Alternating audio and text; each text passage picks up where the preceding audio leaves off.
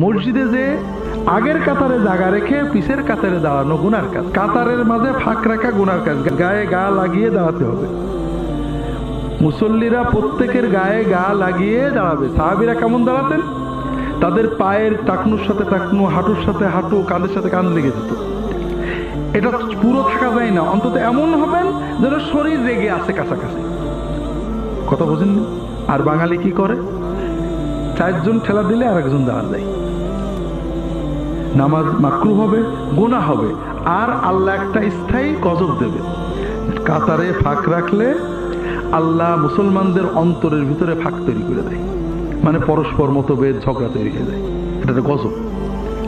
2 নম্বর, আগের কাতারে জায়গা রেখে পরের কাতারে দাঁড়ানো, এটা গুনার কাজ। কিন্তু আমরা কিন্তু ওই রুকু যেতে দেখলে ওটা করি। কোন জায়গায় জায়গা আছে তাড়াতাড়ি করে দাঁড়ায় করি, এটা গুনার কাজ।